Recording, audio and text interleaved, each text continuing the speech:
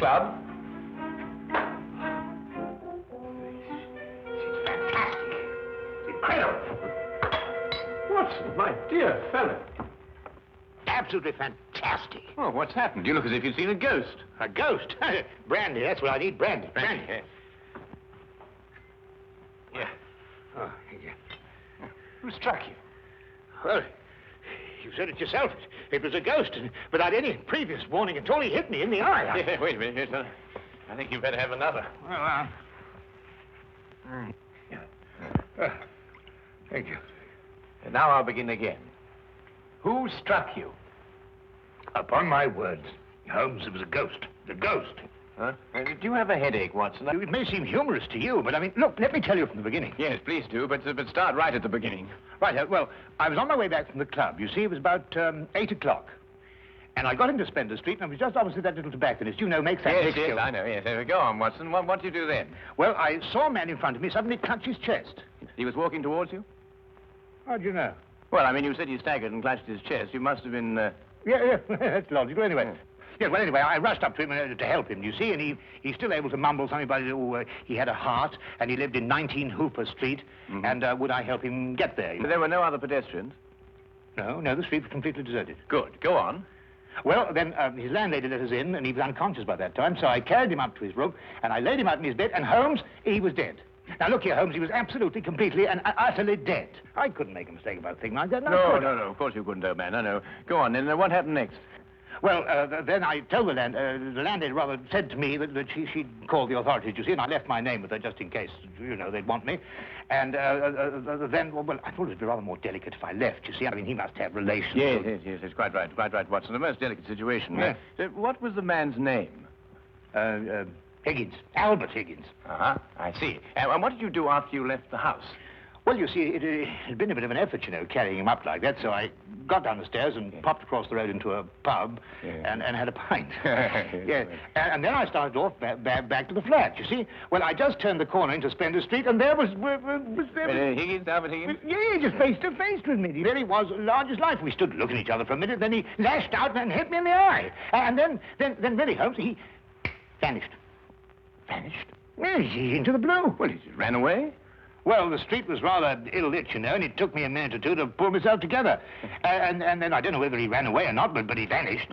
Well, that's most unusual. Most? Did you speak to this ghost? Well, I may have said, good gracious, Higgins, or by Jove, Higgins, or even good heavens, Higgins. Oh, dear, it is perfectly natural, Watson. Describe Higgins to me. Well, he's 50-ish. Sandy-haired, medium build. Well, is that all you observed? No characteristics? Well, now, really, Holmes, when I had the chance of examining him on the bed, the most obvious characteristic was he was dead. Yes, well, how was he dressed? Green tweed suit. What, just wearing a green tweed suit? He must have been wearing something more than that in this weather. Oh, no, he had a big floppy hat and a long overcoat. Ah. Oh, and something else. Yes, I did notice something else. He limped. Aha. And was he carrying a cane? No cane. Well, is anything else, Watson? Think hard. Oh, yes, I remember something now. What? Yes, the second time I saw him, he was carrying a package. For the first time, he didn't have one. Now this is curious.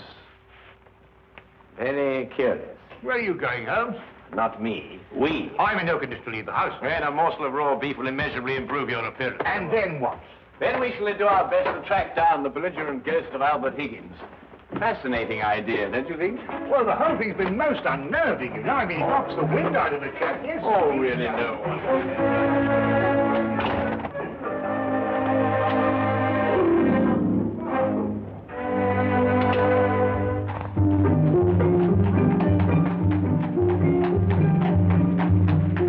He was also a rather flamboyant character by the wide, rakish brim. I see he was an artist, too. Well, he hasn't painted very much recently. Notice the specks of paint underneath the brim here. And not house paint, but canvas oils. Here, what's this? How are you, Jensen? What are you doing in poor Albert's room? Oh, good evening, Mrs. Blake. You remember me, Dr. Watson? You're the bloke who brought poor Albert in. Yes. Who's your gentleman friend? This is Mr. Sherlock Holmes. Mrs. Maggie Blake, the landlady. Pleased to meet you, I'm sure, Mr. Holmes. Oh, poor old Albert. He was proper fond of life, Albert was. He wouldn't have popped off if he'd had his way. Oh, few of us would, madam. I was around to the local having me good night pint. And grieving for poor old Albert. He would have wanted a proper send-off. With a pint of mild and bitter, Albert would. No doubt he would, madam. The body, I see, has been removed by the authorities. Oh, poor old Albert on a slab. Oh, dear, dear. Have you notified his next of kin, Mrs. Blake? no, he had none. He was all alone. Oh, I see. Where was Mr. Higgins employed, madam? At the Pembroke Museum, right around the corner in Spender Street. It's a picture museum. Albert was a day watchman. A day watchman, you say? What were his working hours? 9 in the morning till 9 in the evening. Punctual as a clock, Albert was. Never late a minute. Poor Albert. He always came back from the museum, then, at a few minutes after 9 every evening. Aye, to make his supper. He was a proper good cook, Albert was. Excuse my saying so, madam, but aren't you mistaken? Surely it's a little after 8 when Mr. Higgins finished work? Because it was only a little after 8 when I picked him up this evening and brought him here. Oh, no, Doctor. It was just after 9. I marked the time because I was waiting for Albert to come back. He had asked me to get him a cut of beef. He always came back just after 9. He'll never eat that beef now. Poor Albert won't. He'll hit you in the eye. Hmm? Oh, no. I just bumped into a door. Oh, you shouldn't get familiar with the door, if you know what I mean. Well, really, that... Yes, I think we've found out all we can for the time being, Watson. Thank you, madam. We shan't intrude on your grief any further. Poor old Albert. It really is most embarrassing about this eye, Holmes. Did you hear what she inferred? It's a terrible situation. And she's wrong about the time. It was only a little after 8. And it's only a few minutes' walk to Spender Street. Yes. Time is a curious dimension, Watson. Habit and a preconceived notion can so easily reverse the hands of a clock. And yet the clock is still in perfect working order. Where are we going? To view the mortal remains of poor old Albert Higgins.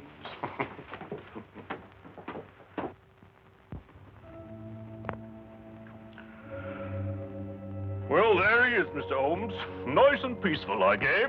Poor chap. See anything, Holmes? Nothing that I haven't already deduced, except that I drew an erroneous conclusion from his hat. He has painted recently, but indoors with his hat off. There are still traces of paint, quite fresh under his fingernails. What does that mean? I haven't the faintest idea. Well, you gents aren't the only ones interested in this dearly departed. Inspector Lestrade of Scotland Yard's looked him over, too. Oh, indeed. Oh, he's still here if you'd like to talk to him. Well, that should be very informative for one or the other, or both of us. I can't understand it, Holmes. I'm absolutely sure this is the man who punched me. I'm positive. But also the one who had the heart attack? Yes, I'm sure of it. One and the same. Well, he's punched his last punch. Where he probably is, they're punching him. Full of holes with pitchforks. Yes, well, I think we've seen and heard enough. Would you like to take us to Inspector Lestrade now, please?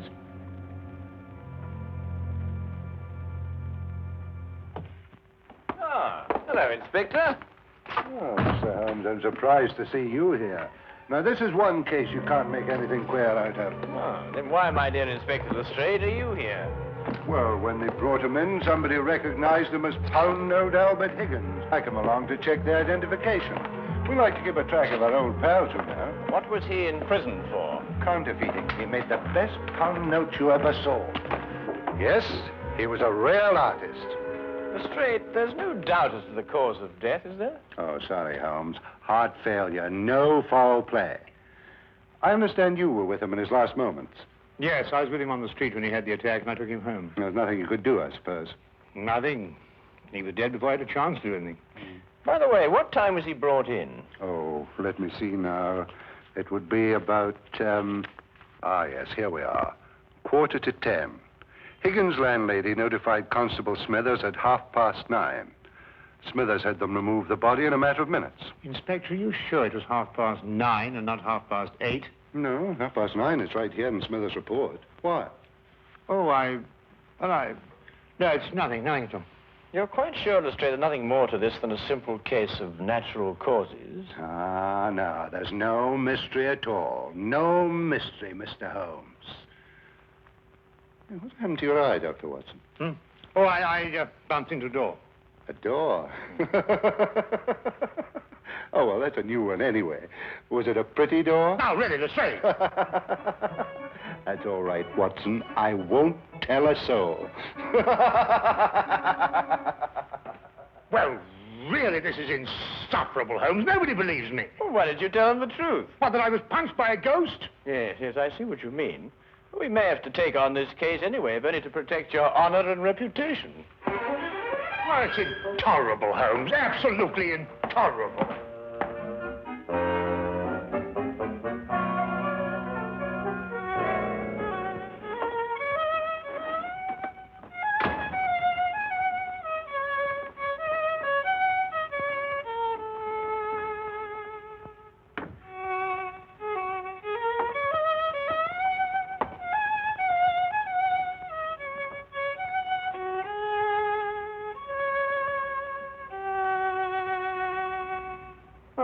Evening, Watson.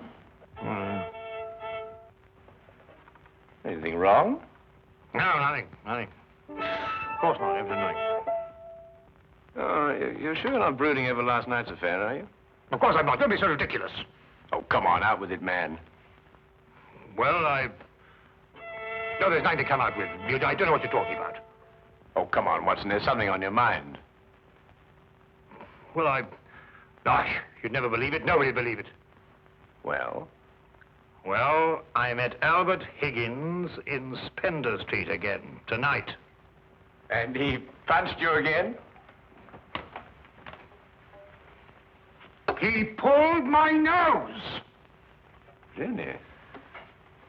Very interesting, Watson.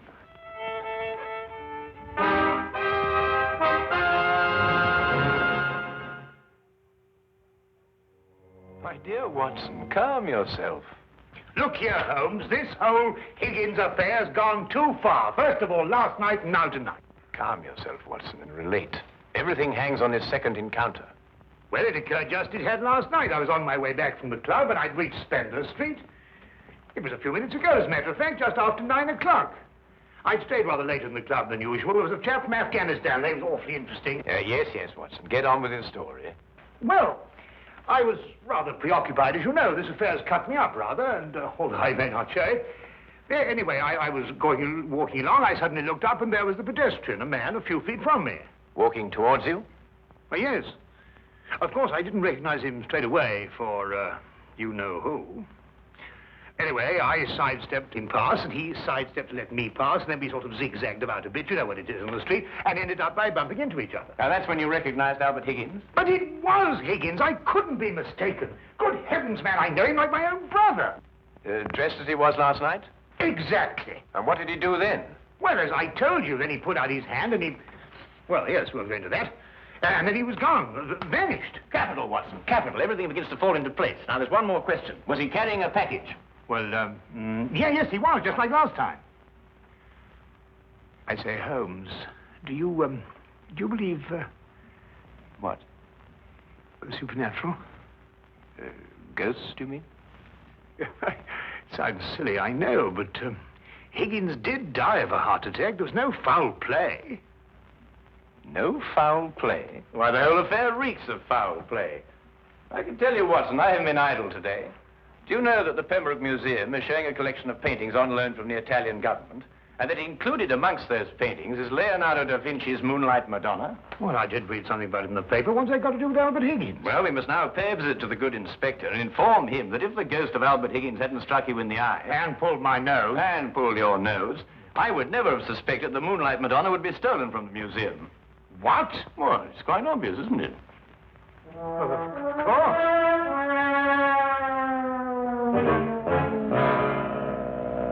I see. Oh, thank you.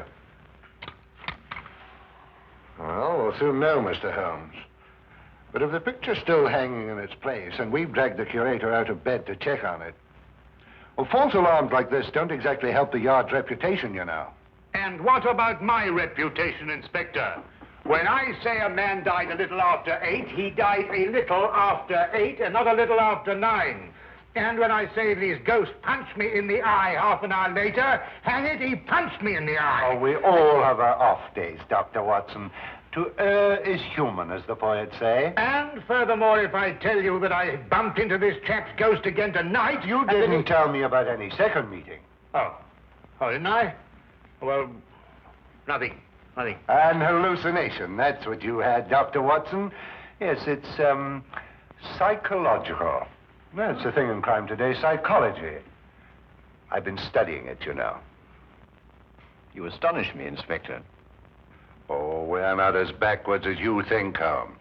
No, we like to keep abreast of the times. Though I don't mind admitting I don't think the psychology's got much of a future. Oh, come in. Ah, Hawkins, you saw the curator? Oh, yes, sir. I called him, Mr. Bentham, as you instructed, sir. He was quite excited when I told him this picture called The Moonlight Madonna had been stolen. And so we rushed around the corner to the museum. And? Well, sir, the picture was there, hanging in its proper place. Good night, sir.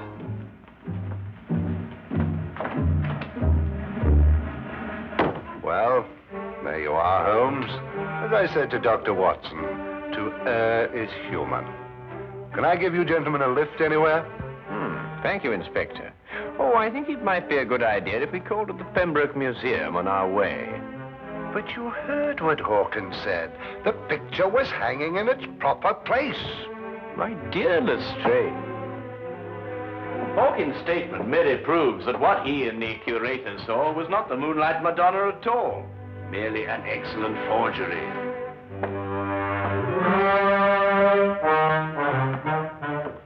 What's he talking about? Art, ghosts, my black eye, and psychology.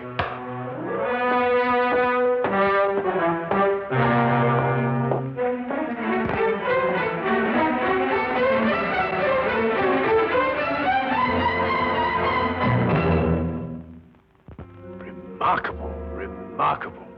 Only a microscopic examination of the brushstroke shows it any different from Da Vinci's work. Of course, if you still have any doubts, a chemical analysis of the paint mixtures will prove them to be of modern manufacture. No. You've quite convinced me, Mr. Holmes. An analysis is necessary. Dear me, this is catastrophic. A rather delicate situation, eh? Delicate? The Italian government will hold the British government responsible. Now, the painting is an Italian national treasure, and a theft could easily affect the pending treaty between the two nations. Mr. Holmes, you must find the original before the Italians learn the painting's been stolen. The British government will hold me responsible. And the yard will hold me responsible. The most priceless of the lot, too. Yes, naturally.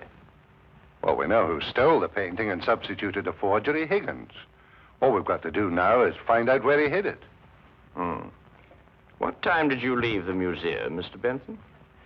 A few minutes before 9. Higgins was still on duty. You're quite sure it was Higgins? I'm certain, Mr. Holmes. I chatted with him for a few moments, and I couldn't have mistaken his voice. And the night watchman relieved him at 9. Well, you heard him say that, Mr. Holmes, and that he had a package with him when he left. The night watchman swears up hill and down dale it was Higgins, all right. Well, the matter seems to resolve itself very nicely, doesn't it? Dr. Watson was punched by Higgins a few minutes after 9. The night watchman saw him leave at 9. And you spoke to him a few minutes before 9. Look, Holmes, why don't you and Dr. Watson go home and have a good night's rest? From now on, it's nothing but plain, ordinary, simple police work. Nothing you could use a magnifying glass on. True. True, Inspector. Well, good evening, gentlemen. Yes, well, good night, gentlemen.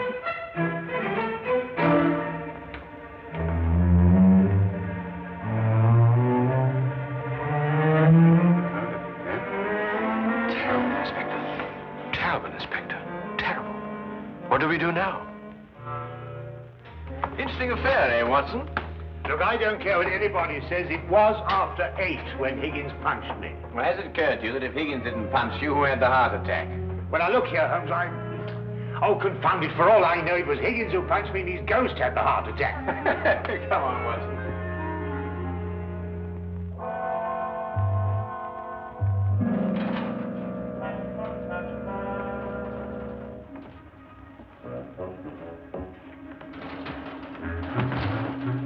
We might have the common decency to tell me what we're breaking into. Shh, whisper.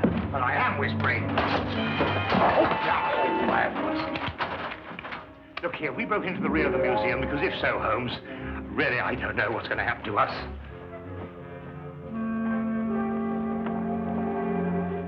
Here, hold this. What? Oh.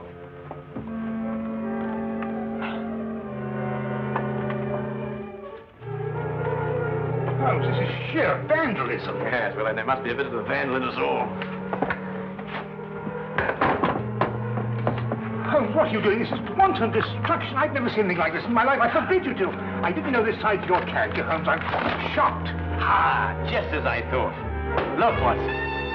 Good heavens, the Moonlight Madonna. Yes, ingenious, isn't it? And yet, what could be simpler than to attach it to the back of an old mother painting? How on earth did you work that out? Well, I just asked myself where I would hide a stolen canvas. Holmes, have you gone mad? No. We just await events. I don't think we should have to wait very long. Holmes! Dr. Watson! What's the meaning of this? Watson, I believe you've already met Mr. Bentham in his capacity as curator of the Pembroke Museum. Allow me to present him to you now as the picture thief. Charmed, Dr. Watson. Oh, delighted. What is this? So you discovered my little hiding place, Mr. Holmes. I'm curious. How did you know it was I and not the late lamented Higgins? Yes, I believe Dr. Watson's story from the first. If Higgins died at a little after 8, it must have been someone else who struck him a little after 9. But it was Higgins who punched me home. Don't know, Watson. It was a limp, a wide, floppy hat, and an exceedingly long overcoat that punched you, seen in a dimly lit street. A psychological misidentification, as the good inspector would call it. The night watchman was also a victim of the same illusion. And what about the landlady? How much did you have to pay her to set back the time of death by an hour, Mr. Bentham? Oh, not much, Mr. Holmes. How did you know it was me? Dr. Watson and the night watchman both identified the 9 o'clock Higgins visually at a distance. Only you pretended to have spoken to him. This meant that either you were lying or Dr. Watson was punched in the eye by a ghost. I believe the simple explanation. You almost make me feel transparent, Mr. Holmes. To anyone who viewed the facts objectively, you were. It's a pity that one crime has to lead to another. Yes, and I think it's a great pity, Holmes, that you broke that vase. Oh, yes. But it's only an imitation. Nonsense, you can't tell me that that sort of work like this is an imitation. Perhaps the pieces can be... Well done, Watson, well done. You know, Holmes, you didn't have to invite him here to catch us. You put us in rather an awkward position. Oh, my dear fellow, I have sublime confidence in your ability to extricate us from any predicament in which my rashness may place us. Might I suggest that you now fetch the good inspector? Yeah, here you are. Yeah. Excuse me. I say, Holmes, Bentham punched me in the eye. Who was it tweaked my nose? Well, my dear old chap, it was absolutely imperative that I make certain that the limp, the hat, and the coat were really capable of fooling you. You? Yes, I regret to say I not only tweaked your nose, but I also pulled your leg. Oh! What